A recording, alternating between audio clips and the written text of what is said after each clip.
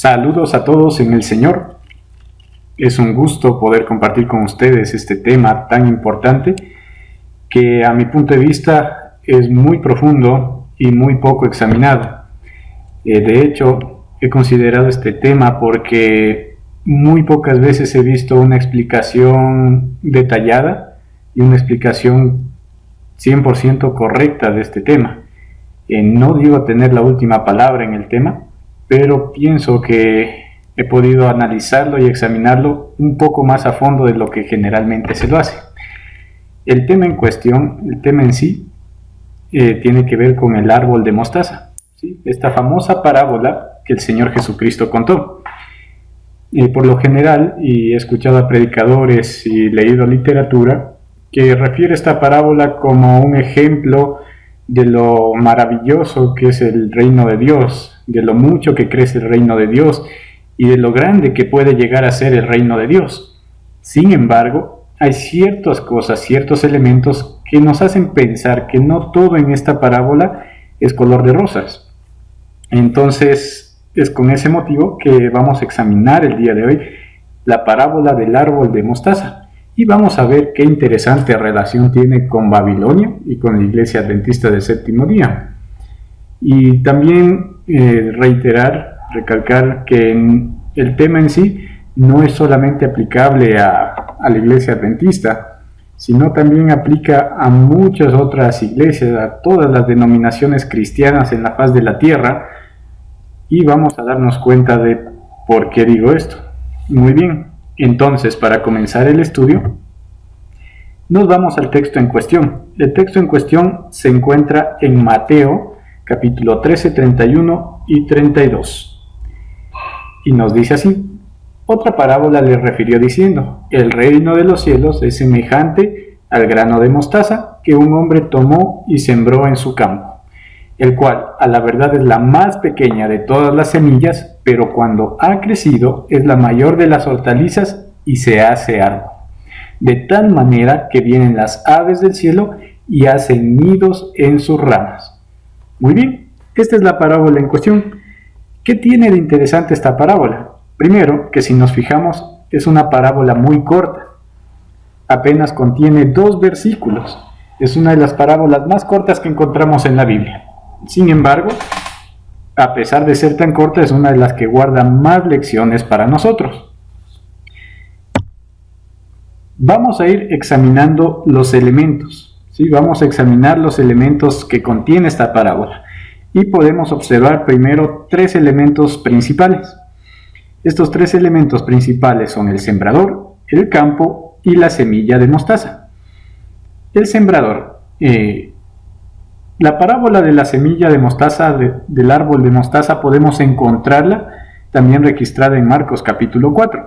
Entonces, en Marcos capítulo 4, 14, se nos dice que el sembrador es el que siembra la palabra. Y en Mateo 13, 37 también hace referencia a Jesús como el sembrador. Entonces, el primer elemento es algo sencillo de interpretar, ¿no? Tenemos al sembrador, que son aquellos fieles hijos de Dios que siembran la palabra por todo el mundo. Y por otro lado tenemos a Jesús como el máximo sembrador, que es el que proporciona la base del Evangelio. Entonces ahí está el primer elemento. El segundo elemento es el campo. El campo se encuentra registrado en Mateo 13:23. En Mateo 13:23 hallamos la parábola del sembrador. Y aquí nos habla de que el campo, Jesús interpretando la parábola, dice que el campo es el mundo. Y también hallamos que hay diferentes tipos de campos, ¿no? Hay campos buenos y campos malos. Entonces el campo es el mundo, son las personas a las que llega el mensaje. Y como tercer elemento tenemos la semilla de mostaza. En Mateo 17:20 vamos a encontrar que Jesús dijo que la fe, ¿sí? Compara la fe, es este tradicional versículo que conocemos todos, compara la fe con el grano de mostaza. Entonces dice que la fe, si tuviéramos fe como un granito de mostaza, podríamos inclusive mover montañas, ¿no? Podríamos hacer grandes proezas si nuestra fe fuera como el grano de mostaza. ¿Por qué? Porque el grano de mostaza es algo pequeño que crece y se hace algo enorme. Entonces, el primer simbolismo, la primera representación del grano de mostaza, según Mateo 17, es la fe. ¿Sí? Muy bien. Y como segundo punto, en Mateo 13:38, encontramos otra aplicación. En Mateo 13:38, que es el texto en cuestión del árbol de mostaza, se nos dice que la semilla de mostaza, ¿sí? La semilla de mostaza es el evangelio que ha sido sembrado en las personas. Entonces vemos que la Biblia hace referencia tanto a la fe y al evangelio en sí, al mensaje en sí. ¿Sí? Entonces lo que produce la fe es el mensaje que reciben las personas. Entonces, resumiendo, tenemos los tres elementos principales: el sembrador, que representa a Jesús y a sus siervos; el campo, que es el mundo o las personas a las que llega el mensaje; y la semilla de mostaza, que es el mensaje en sí, que produce fe en la gente, que causa que la gente se convierta a la fe. Esos son los tres elementos principales de la parábola, y hasta ahí todo bien, todo comprensible. Entonces podemos ver a un sembrador poniendo la semilla de mostaza en el campo. Pero tenemos dos elementos extraños en esta parábola. Y estos elementos anómalos son el símbolo del árbol de mostaza en sí y las aves del cielo. Hablando del primer símbolo, tenemos el árbol de mostaza.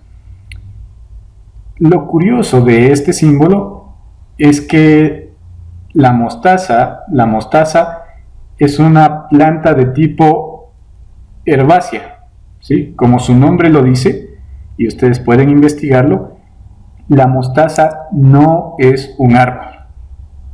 ¿Sí? Muchos cristianos de todos los tiempos siempre han pensado que la mostaza es un árbol porque la Biblia lo menciona.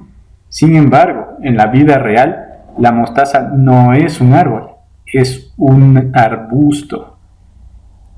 Es un arbusto y variedades de mostaza son inclusive hierbas que crecen y dan la semilla de mostaza. Y hay una variedad que es la que por lo general se ha industrializado, que es un arbusto. Como ustedes pueden ver aquí en la primera imagen, donde vemos el arbustito amarillo, esa es la planta de mostaza.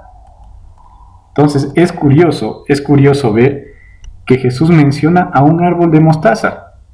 Y aquí he puesto un árbol grande y frondoso, ¿no?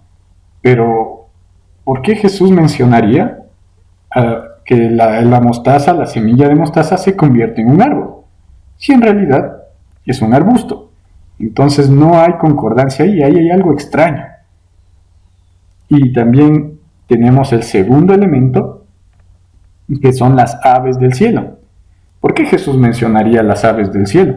¿Por qué no mencionó otro tipo de animales? Hay varios animales que pueden albergarse en un árbol, pero específicamente menciona a las aves del cielo. Entonces tenemos dos elementos anómalos extraños: el árbol de mostaza en sí y las aves del cielo. Ahora, el mismo Jesús también nos deja una pista con respecto al primer elemento, con respecto al árbol. En el versículo 38, ¿sí?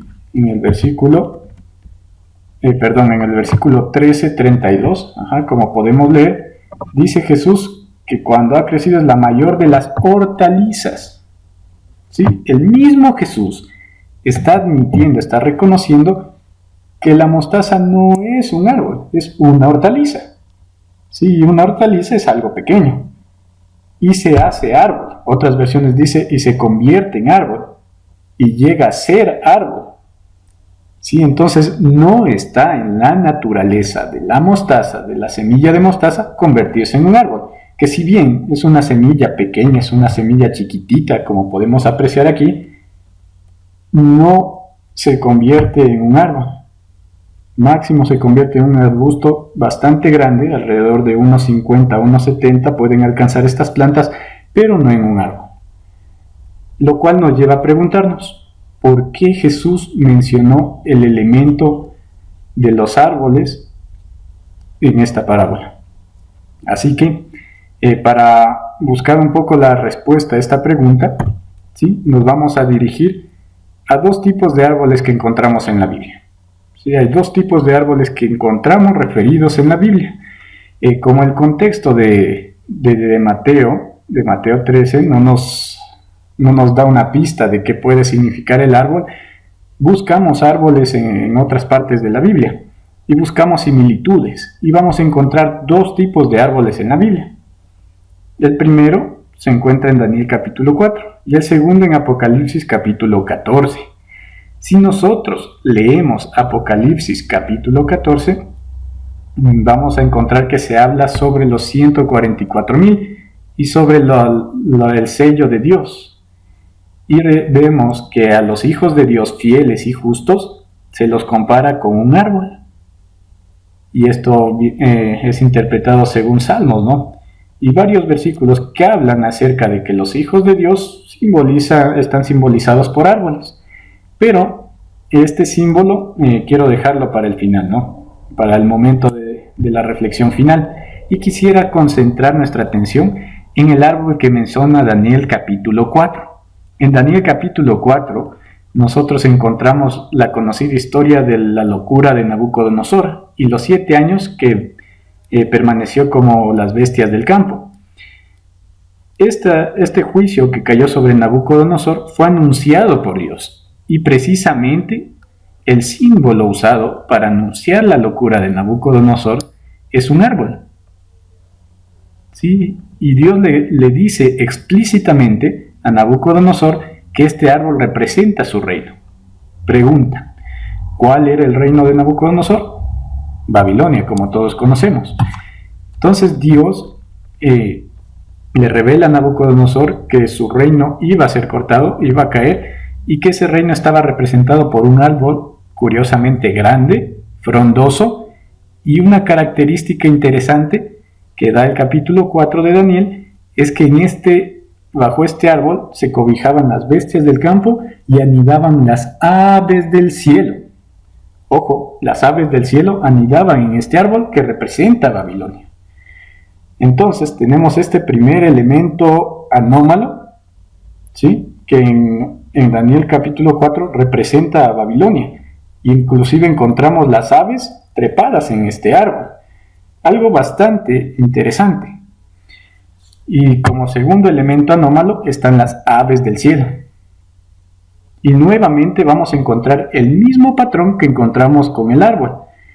Vemos en Apocalipsis 18.2, por ejemplo, ¿sí?, en Apocalipsis 18.2, que nos habla acerca de Babilonia y la caída de Babilonia.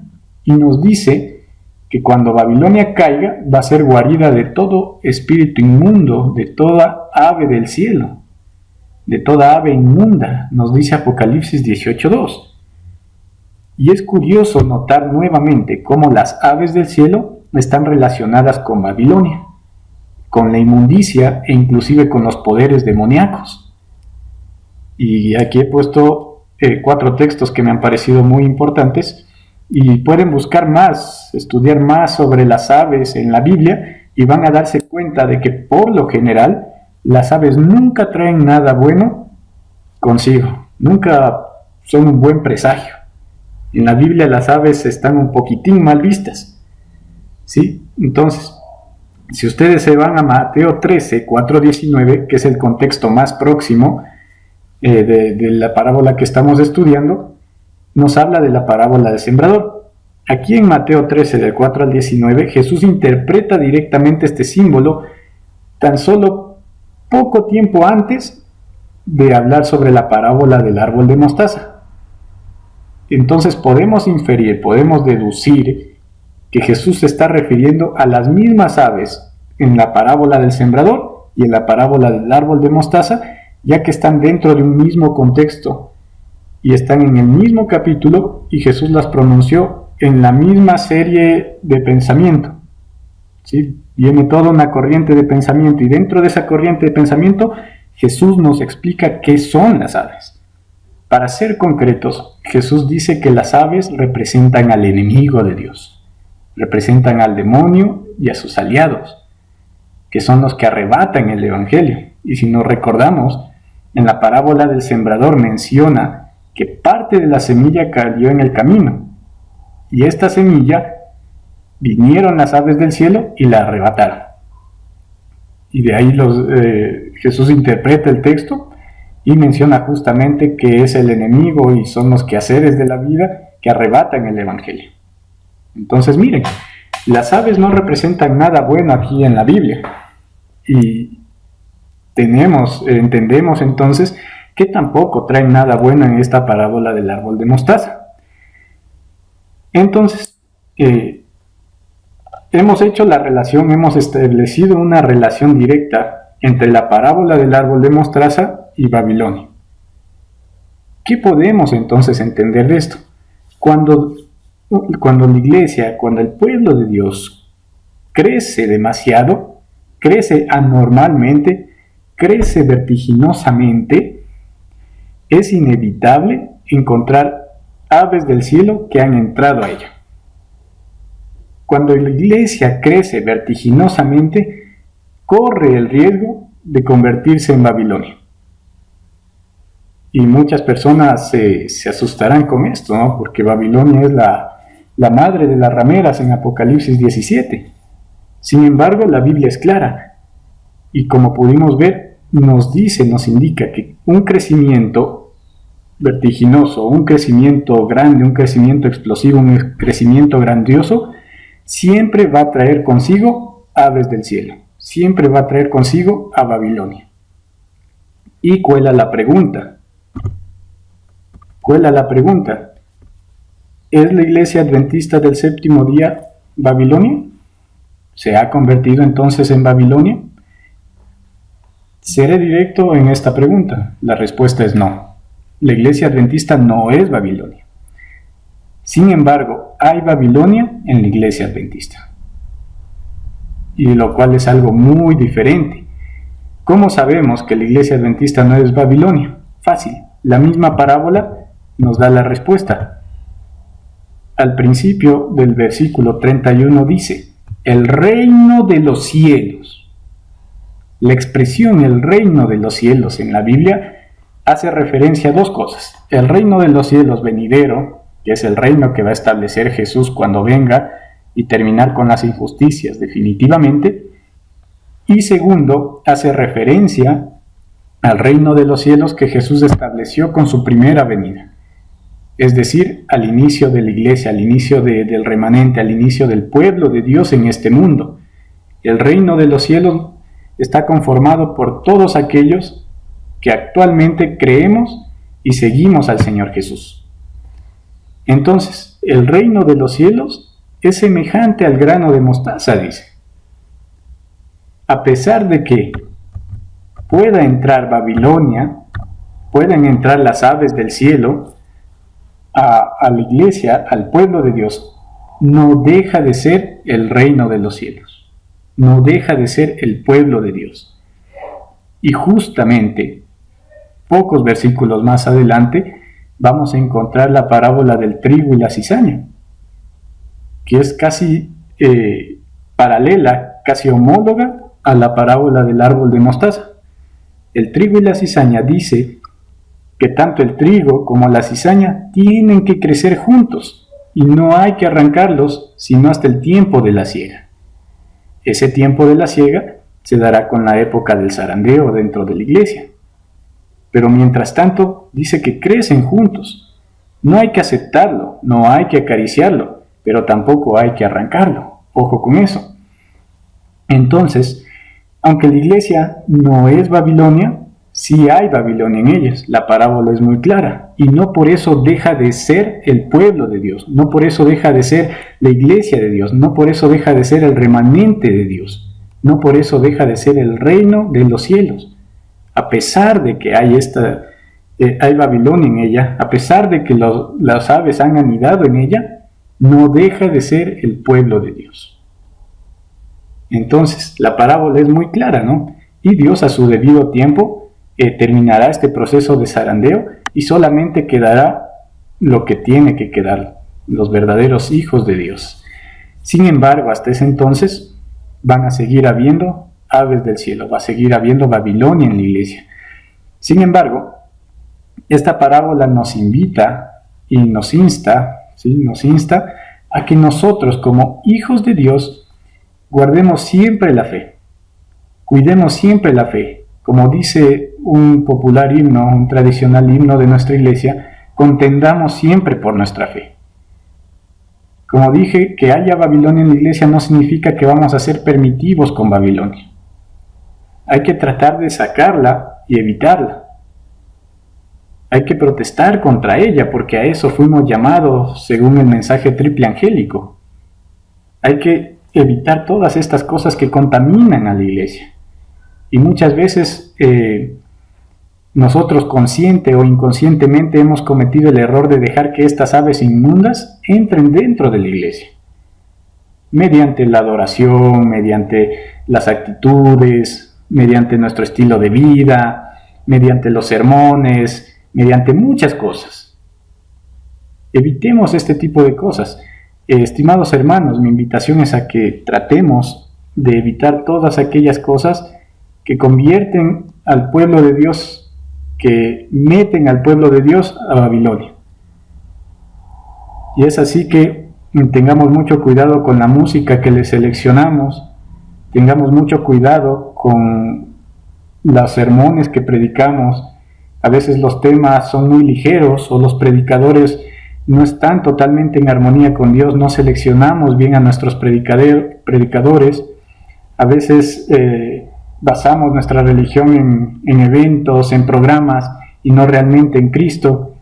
A veces no le damos la solemnidad al día de reposo. Cada vez rebajamos más la norma, cada vez nos conformamos más al mundo, y todo eso es dejar que Babilonia entre a la iglesia, que las aves del cielo entren a la iglesia. Por eso, mis hermanos, cuidemos de la fe y enseñemos a otros cuál es la manera correcta de adorar y de agradar a Dios. Y finalmente, quisiera recordar a ustedes aquellos árboles mencionados en Apocalipsis 14. Ellen G. White habla en Palabras de Vida del Gran Maestro acerca de esta parábola, y miren lo que dice. En esta última generación, la parábola de la semilla de mostaza ha de alcanzar un notable y triunfante cumplimiento. La pequeña simiente llegará a ser un árbol. El último mensaje de amonestación y misericordia ha de ir a toda nación, tribu y lengua, para tomar de ellos pueblo para su nombre, y la tierra será alumbrada con su gloria. Hermanos, que podamos ser aquel árbol que nos habla Elena de White, que podamos ser aquel árbol que nos habla Apocalipsis 14, un árbol plantado junto a aguas, un árbol que es verde, frondoso, grande, pero solamente porque se está alimentando del Señor Jesús, solamente porque está tomando de las aguas del Señor Jesús. Un árbol que no permita la entrada de las aves, sino que, como dice Elena de White, sea un árbol que llame a otros a formar parte de él, que alumbra la tierra con su gloria. En otras palabras, que podamos ser hijos de Dios fieles, tanto en nuestra vida personal como en nuestra vida eclesiástica, como iglesia, como organización. Evitemos a Babilonia dentro de la iglesia y esforcémonos por ser aquel árbol de Apocalipsis 14 que espera gustoso, preparado y listo la venida de nuestro Señor Jesús. Bien, gracias por ver este video. Espero que haya sido de gran instrucción para ustedes, lo fue para mí, que podamos aprender varias lecciones y aplicarlas en nuestra vida, y que Dios bendiga a cada uno de nosotros. Nos vemos en el próximo video. Que Dios los bendiga.